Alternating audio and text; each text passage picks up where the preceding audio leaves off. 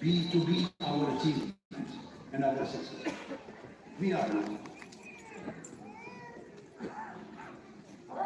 The Quran suggests a spiritual diet and a program of spiritual rehabilitation and self-purification to the youth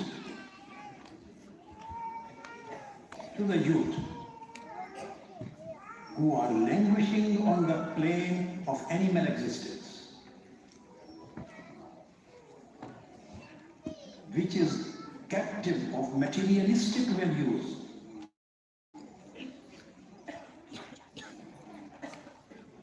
And those youth who are rendered spiritually important by sensual pursuits.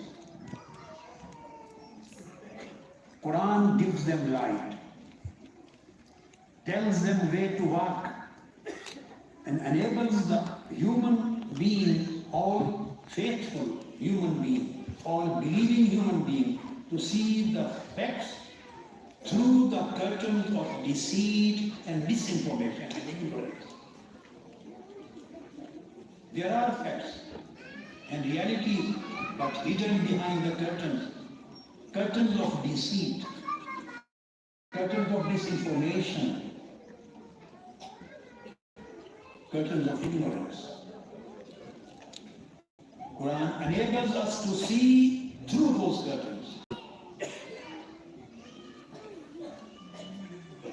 Quran states itself, O believers, be conscious of Allah and have faith in His Messenger.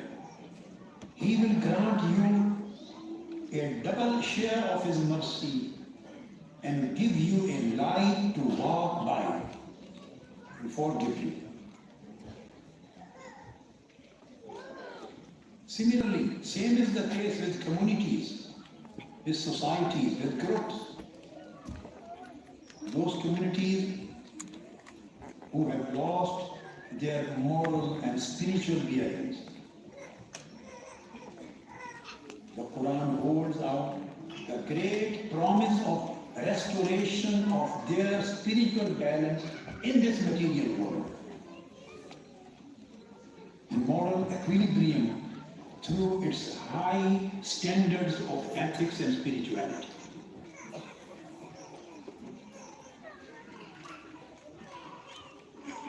Since these functions are being fulfilled by this book,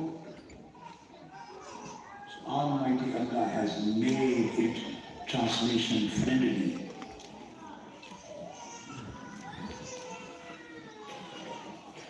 And since from the time when this great book was revealed, in the days of Holy Prophet Sallallahu Alaihi Wasallam, and in the periods where the companions of Holy Prophet ﷺ used to live, the process of translating Quran in different languages had started.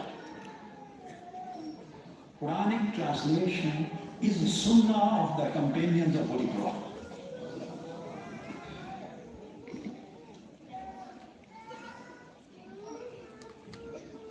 Islam was expanding in different regions and parts of the world. And the people and the communities and societies, they were embracing Islam. Numerous communities and tribes, after embracing Islam, they realized and recognized the importance of comprehending the tenets of Islamic faith. And it was not possible unless the main book that contains this guidance was translated, their native language.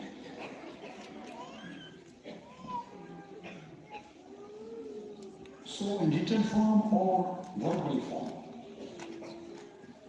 the companions started translating it partly, so that the message of Quran and the message of Holy Prophet Sallallahu Alaihi Wasallam is rightly conveyed to them, those who were known Arabs.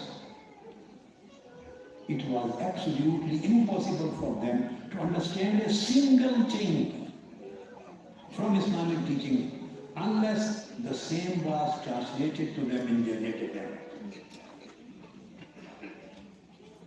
The first example of the process of Quranic translation, which I can trace from authentic books and records, is that Sayyidina Salman Farsi,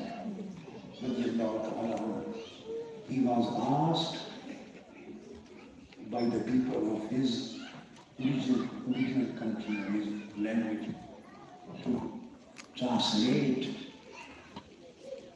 Surah Al-Fatiha and certain parts of Quran for them. So Salman Al-Farsi translated Surah Al-Fatiha to Persian language. This is mentioned by Imam As-Sarakhsi in the famous book of Hanafi fiqh, Al-Maqsud. And Burhanuddin, Imam Burhanuddin, Al-Muhit al-Burhani. Then there are many other places,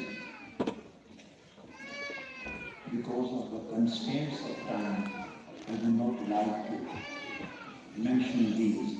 But in the first 2 or 3 centuries, the Quran was partly translated in different languages for the people.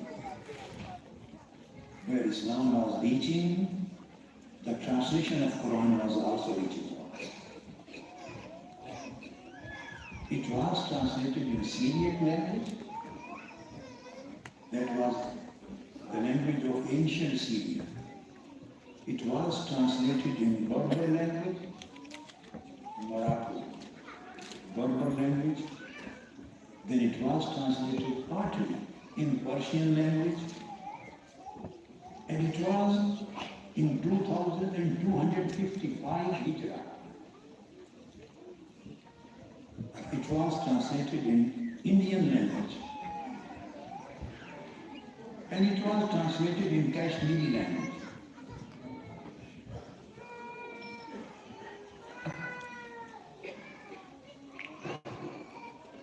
The Raja of Kashmir at that time, his name was Marukh.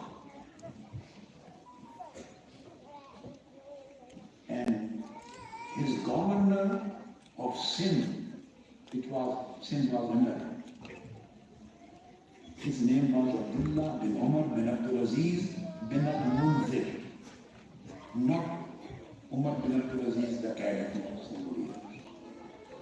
So this Umar bin Abdul Aziz translated the Holy Quran for the Raja in Kashmiri language up till Surah Yasin.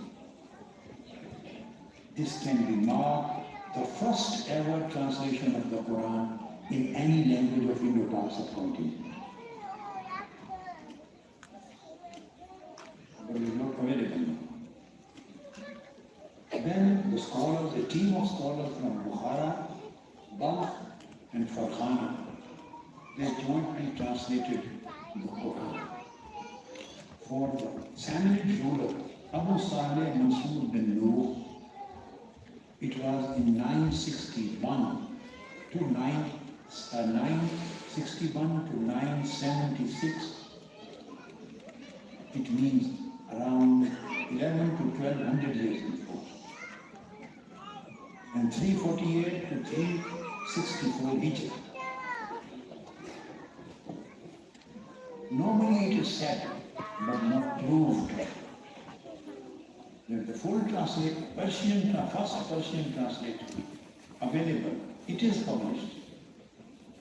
That was produced by Sheikh Saudi al-Shirazi in 14th century, I mean 700 years ago. It is published always, it is available, but it is not proved through authentic records. Really, it is the translation produced by Sheikh Saudi.